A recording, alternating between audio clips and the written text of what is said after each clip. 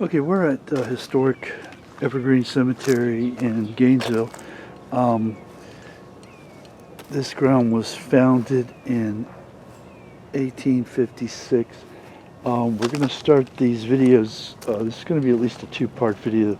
There's over 10,000 interments here, and obviously we're not going to see them all.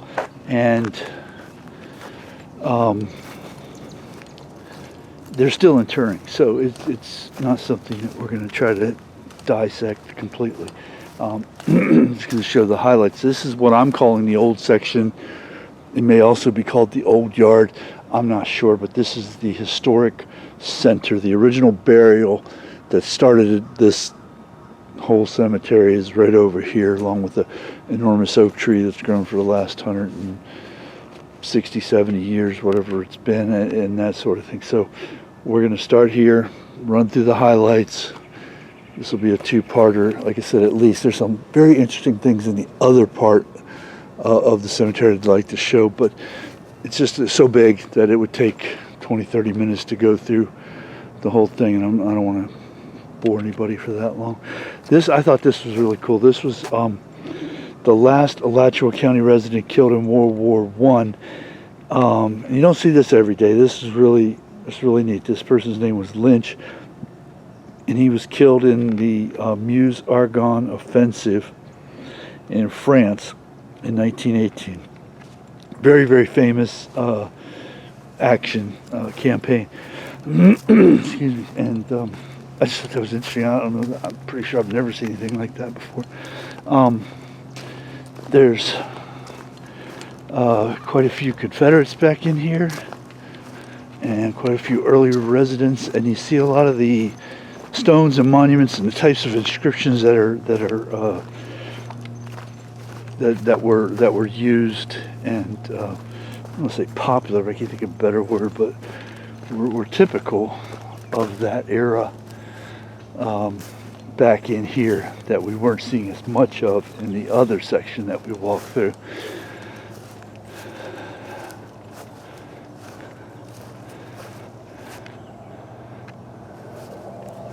There's a Confederate soldier. They're calling it the Yellow Fever Monument, but it's inscribed to an individual who passed from yellow fever back in here. And then we also have Jesse Johnson Finley, who was a judge and I think a senator, and also a general. So it's pretty cool. I won't read the whole thing. Anybody wants to, they can pause it and read it. But he was a district judge, a brigadier general. He served under Kirby Smith at Chickamauga. So, I mean, the guy was a stud times 1,000. He did his duty and then some. And this is his burial site. And that back there is probably his son, born 1835, lived to 1903, and his wife. But I can't swear. I mean, these are all the Finleys, but I don't think that was probably his brother, born 13 years after. Maybe it was. Who knows? I don't know. Don't know enough about it to say, other than the dates that are obviously there. And of course, this is a quintessential southern cemetery in the north central part of the state, and all the way up to everywhere where oak trees grow. You see oak trees in cemeteries with moss. It's classic. It's a classic look, if you will. This is cool. It's all off by itself. I'm not sure if it's just a monument or if it's a grave site, but I'm going to read parts of it real quick. Erected in memory of their deceased comrades by Company A. Okay, so this is more than one person. Lieutenant E.A. Evans, he must have been the one who built the monument, died of yellow fever. Contracted while on duty at Fernandina in 1888. I had read something about that before, about there was an epidemic. Sergeant M.F. Miller. In fact, I think there's some people buried over in the St. Augustine National Cemetery who were part of that same group and also died from yellow fever. So we're just going to go through the highlights here of this old section. This is a very small part, comparatively small part of the cemetery, but I thought, I don't say it was the most interesting, but I guess you could say it was quite interesting to me. This crypt back here and some of the stones next to it are all covered in some kind of a vine. I don't know if it's poison ivy, poison oak, or just some sort of regular old ivy, but you'd think as many times as I've been out in the woods I'd know what poison ivy or oak looks like, but I don't. That whole leaves of three thing throws me, but all I see is one leaf, but I'm not touching it. But that was really cool, really gives it a classic look to it. These are great photographs.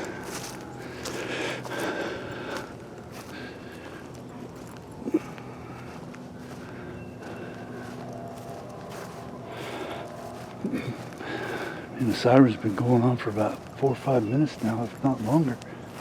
Really something going on out there. It's southeast Gainesville.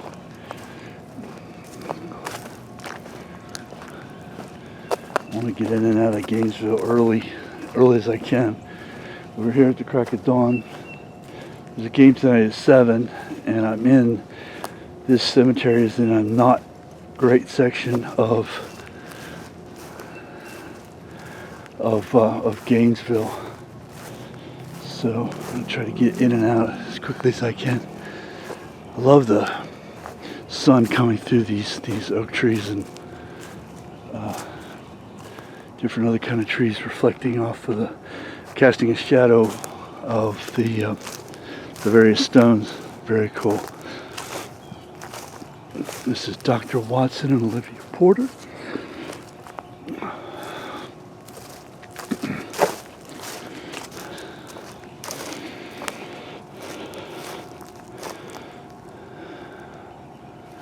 That's interesting.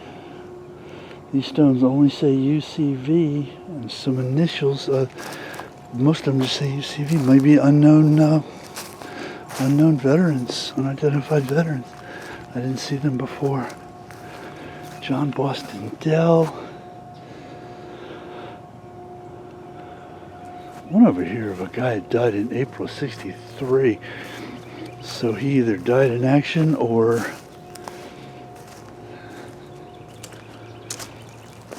died of disease.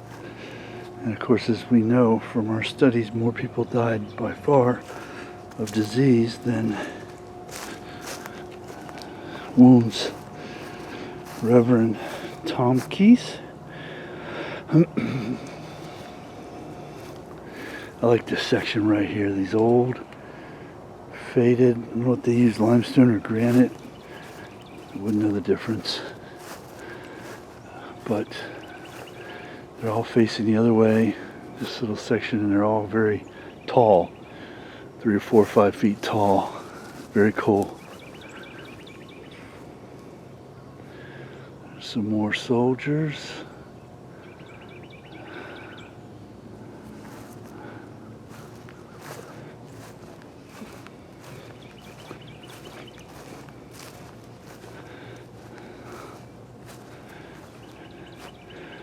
Major William Reuben Thomas, he must have been one of the other, in one of the other wars after the Civil War.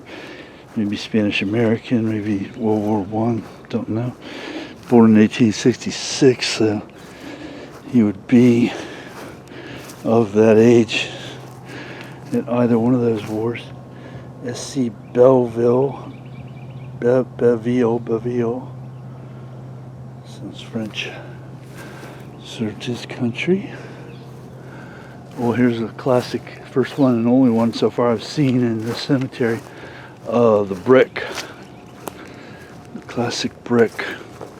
which does not seem to stand the test of time in terms of maintaining its integrity or cohesion, but the bricks are still there, and it gives it a really interesting look to it. Oh wow, this guy, oh, that doesn't make any sense. Lieutenant Charles Cannon Jr. died at Osaka, Japan in '43. He must have been a pilot or in a plane of some sort. To have so we never actually entered Japan until after the surrender, on the ground at least. Of course, we did a lot of aerial work.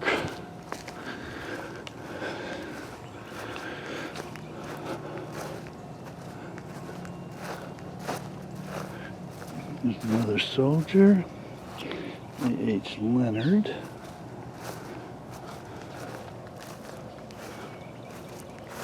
Oh, I like this one, J.N. Bone, Confederate soldier. Hard to call, did his duty. Very cool. That's probably what he has to have written on his tombstone. No dates. No full names, just Confederate soldier, wanted to be known as that. Here's two more Bavils. Three more, I should say. They all served as well. It seems like we're starting the center, the quote-unquote center is over here, so I'm assuming that they would have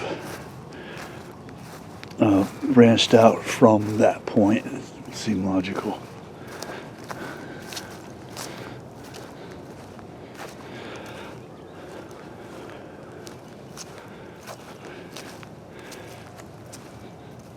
And this talks about the great-grandson of the cemetery founder. As a 7-year-old, Tom was told by his father that if this oak sapling were to remain, he would have to care for it, which he faithfully did. It still stands today, and that's it there.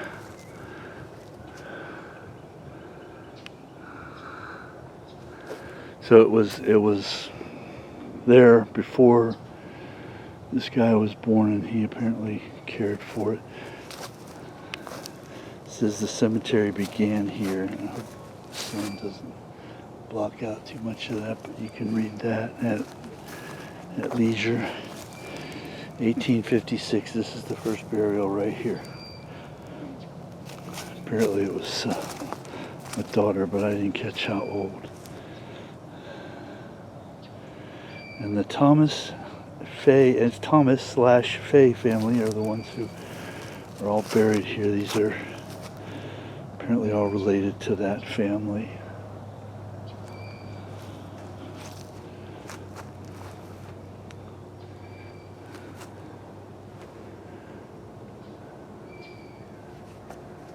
So this is the center, the quote-unquote center, even though it's not the geographical center, because this is way in the back. The beginning is way, way up that way. So we're going to shut this down and continue on and do a second part at some point.